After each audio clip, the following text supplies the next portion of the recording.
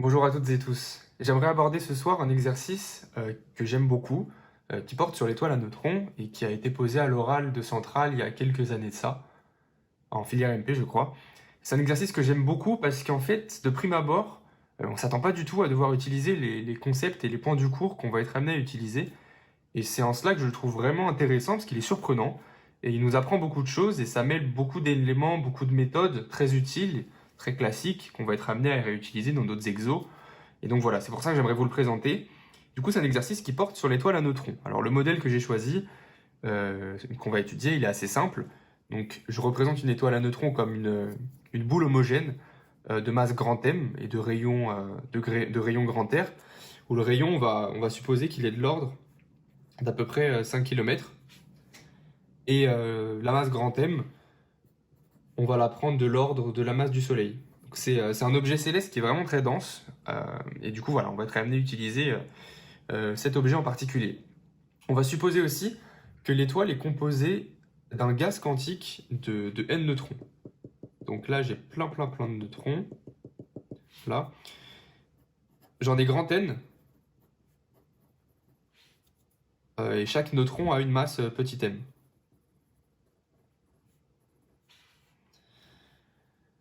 Donc on va supposer que l'étoile est uniquement composée de ces n neutrons et que le reste est du vide. Et du coup, la première question que je vous demande, c'est de donner une expression de grand N. Comment est-ce qu'on peut exprimer grand N? Donc je vous laisse réfléchir un peu. Mais en fait, c'est assez immédiat puisque dans mes hypothèses, étant donné mes hypothèses, je suppose que mon étoile est uniquement composée de gaz à neutrons. Donc, que la masse totale,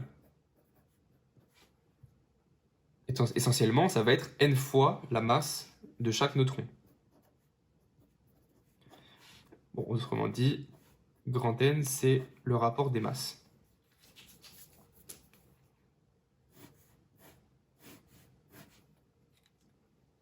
Voilà, du coup ça c'était juste pour fixer les choses, en quelque sorte j'ai réagencé un peu mes hypothèses comme je le voulais pour qu'elles me fassent dire autre chose.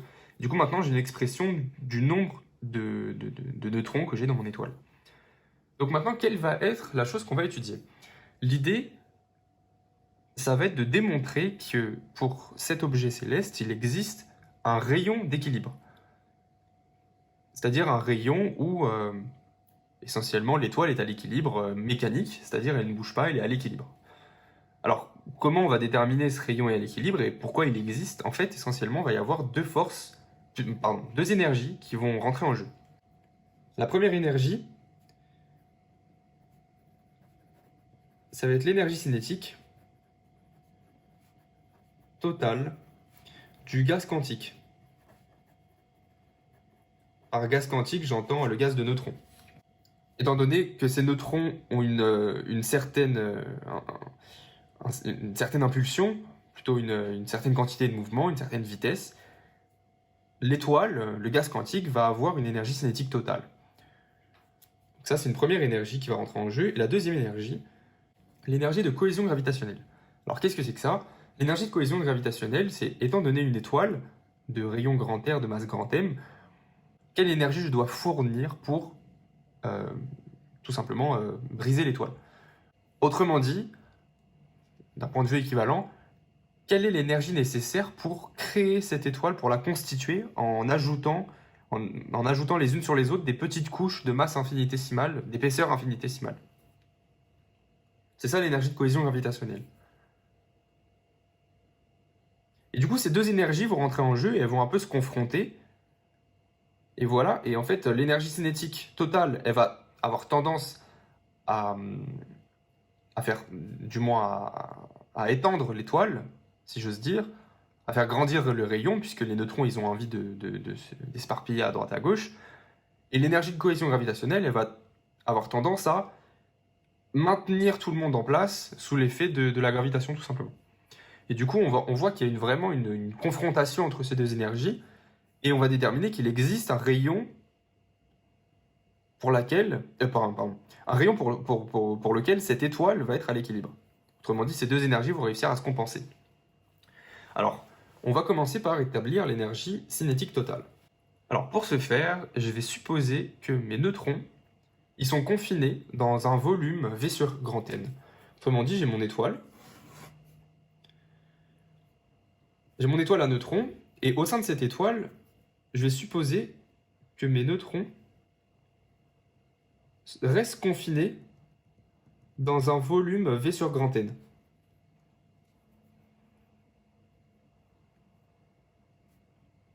Voilà, ça c'est un volume V sur grand N. Où V, c'est le volume total de mon étoile. Donc étant donné que j'ai supposé sa masse volumique homogène, plutôt constante, étant donné que j'ai supposé mon étoile homogène, on a que le volume total, c'est 4 tiers de pierre cube, le volume d'une boule de rayon grand R. Et N, que j'ai tout juste calculé. Et je vais appeler petit r, c'est l'échelle caractéristique de confinement. Autrement dit, mes neutrons sont confinés dans ce volume-là, qui possède une certaine taille caractéristique, si j'ose dire, petit r. Allez, on va même appeler petit r le rayon de cette boule dans laquelle ils sont confinés. Donc voilà, là, ce que je vais représenter, c'est 2R. Du coup, ma question, ça va être, bon, est-ce qu'on peut déterminer une expression de petit r? Bon, la réponse va être oui, puisque là, je suis confiné dans une boule de rayon petit r. Donc ça, c'est le volume de ma boule, et j'égalise tout simplement avec V sur grand N. Par hypothèse, on sait que ce volume est égal à V sur grand N. Avec l'expression de V que je connais, il me reste juste à calculer petit r, et du coup, en isolant tout ce qu'il faut, il me reste ceci. Alors, on peut faire le calcul numérique, l'application numérique, et en fait, on va se rendre compte que le rapport petit r sur grand R, il est nettement inférieur à 1. Très très petit devant 1. Autrement dit, ma taille caractéristique de confinement, elle va être très très petite devant la taille de l'étoile.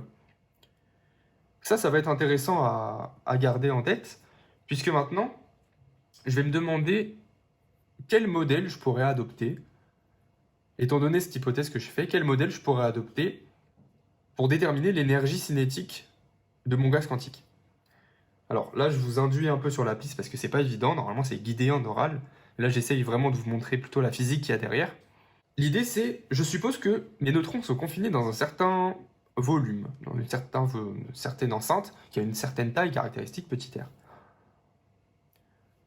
Quel point du cours je vais pouvoir réutiliser, quel modèle ça pourrait vous faire penser? En fait, essentiellement, quand on a un confinement de particules, au point de vue quantique, parce que les neutrons, on va les étudier au point de vue quantique, un confinement particules quantique, essentiellement, c'est un puits. Donc là, mon modèle que je vais adopter, ça va être un puits de largeur petit r. Et en fait, ma condition que petit r sur grand R soit très petit devant 1, essentiellement, ça va me dire que je peux supposer que mon puits est infini. Et ça, on sait faire. Ça, c'est du cours. Le puits infini, on connaît. Et du coup, on va pouvoir déterminer l'énergie cinétique de mon gaz. Pour simplifier, je vais supposer que je suis dans une direction unidimensionnelle, plutôt que mon problème est unidimensionnel. Ça va m'aider un peu à exprimer tout ce que je veux. Du coup, pour ce qu'on va faire, c'est qu'on va considérer un neutron dans ce puits, et on voudrait déterminer un ordre de grandeur de son énergie cinétique. Alors, plutôt que de refaire tous les calculs sur le puits infini, j'ai pas trop envie de le faire, et je pense que le correcteur serait très content si vous adoptez une autre méthode. C'est celle que je vais vous présenter maintenant. Une méthode qui se base du coup sur le principe d'indétermination de Heisenberg. Alors, qu'est-ce qu'il nous dit? Il nous dit que l'écart quadratique moyen de la position multiplié par l'écart quadratique moyen de l'impulsion, de la quantité de mouvement, c'est de l'ordre de h bar. Donc, on va essayer d'exploiter ce principe afin de déterminer un ordre de grandeur de son énergie cinétique si je considère un neutron qui est piégé dans ce puits. Alors, on va commencer par déterminer delta x. comme je suis piégé dans un puits de taille caractéristique petit r, on va voir que delta x, ça va être de l'ordre de petit r. Alors, soit vous arrivez à le visualiser et vous pouvez sortir cet argument. Si l'examinateur vous demande de le justifier, quantitativement parlant, bon, il suffit de faire un changement de repère afin de se ramener au cas où la moyenne de la position est nulle, et auquel cas l'écart quadratique moyen s'exprime juste comme la racine de la moyenne de x au carré. Et puis après, on considère, par exemple, l'état fondamental. Du coup, là, il va falloir faire les calculs du puits. Vous prenez la fonction d'onde qui correspond à n égale 1, donc vous êtes dans l'état fondamental, et vous calculez ceci, et vous allez trouver que vous êtes de l'ordre de petit r. Et voilà, là, c'est plus intéressant de le voir d'un point de vue physique. Si je suis confiné dans une enceinte qui a une taille caractéristique petit r, ça correspond à un écart quadratique moyen de l'ordre de petit r. Voilà, je ne pourrais pas être beaucoup supérieur, sinon je sors du puits. Et si je suis nettement inférieur à petit r, ça veut dire que, essentiellement, je suis très localisé, ce qui n'a pas vraiment de sens d'un point de vue physique, puisque ma particule peut être à peu près partout dans le puits. Donc maintenant, il reste à déterminer l'écart quadratique moyen de Px. Donc pour ce faire, encore une fois, on va faire un changement de référentiel qui va permettre de supposer que la moyenne de Px est 0. Alors, pourquoi on a le droit de supposer ça? D'un point de vue purement qualitatif, on sent bien que la particule, le neutron en l'occurrence, n'a pas plus de chances d'aller vers la droite ou vers la gauche. En moyenne, elle a tendance à se déplacer ni vers la droite ni vers la gauche. Mais quantitativement, on peut s'en rendre compte, on peut s'en convaincre, en remarquant qu'en fait, la fonction d'onde de la particule confinée, en fait, elle va se décomposer comme superposition d'ondes de De Broglie, une qui se propage vers l'x croissant, une vers l'x décroissant. Et du coup, on va voir que la moyenne de la quantité de mouvement va être nulle. Donc, ça nous invite à calculer P delta Px de cette manière-ci. En fait, on a juste à calculer la moyenne de Px carré. Comment on va calculer la moyenne de Px carré? J'ai que l'énergie totale de un neutron, ça va être l'énergie cinétique de ce neutron plus 0, puisque je suis dans le puits, donc le potentiel est nul. Ça correspond à l'énergie cinétique de un neutron. Je trouve que la moyenne de Px carré, ça va être deuxième fois l'énergie cinétique du neutron, et du coup que delta Px, ça va être la racine de tout ça. On reporte ces deux résultats, ceci et ceci. On va le reporter dans le principe d'indétermination de Heisenberg, ce qui nous donne R fois 2m EC 1 neutron, c'est de l'ordre de h bar. Autrement dit, EC 1 neutron, ça va être de l'ordre de h bar carré sur 2m R carré. Et voilà, là on a déterminé vraiment l'énergie cinétique du neutron juste avec le principe d'indétermination de Heisenberg. Donc ce qui est assez remarquable.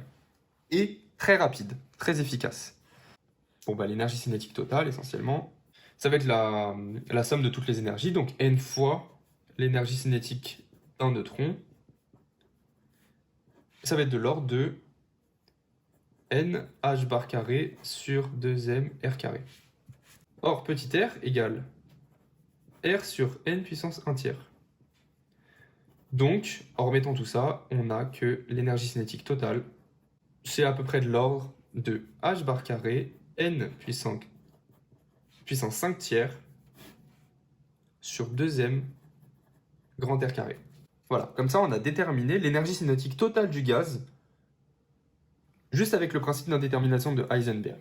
Alors maintenant on va essayer d'établir l'expression de l'énergie de cohésion gravitationnelle. L'énergie de cohésion gravitationnelle d'une étoile, c'est l'énergie que je dois fournir pour constituer cette étoile. Donc on va commencer par... J'ai une partie de mon étoile qui a un petit rayon petit r qui est déjà constitué, et je me demande quelle énergie je dois fournir pour amener depuis l'infini une couronne sphérique d'épaisseur dr sur cette sphère-là. Autrement dit, je veux construire une couronne d'épaisseur dr. Quelle énergie je dois fournir pour l'amener depuis l'infini jusqu'ici? Alors, je vais noter ρ, la masse volumique de mon étoile, comme j'ai supposé qu'elle était homogène, et j'ai juste que ρ, ça va être la masse totale sur 4 tiers de pi r cube. Je vais du coup calculer l'énergie nécessaire pour amener cette couronne sphérique d'épaisseur dr.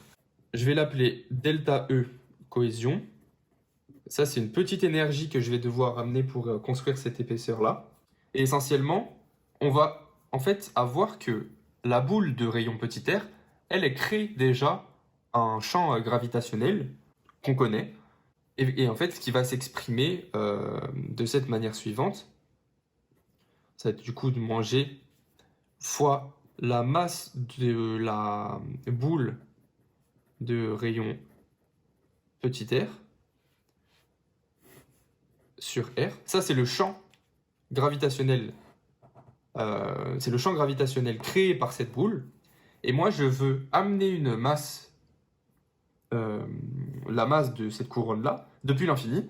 Et du coup, l'énergie nécessaire, ça va être du coup ce champ fois la masse de la couronne sphérique.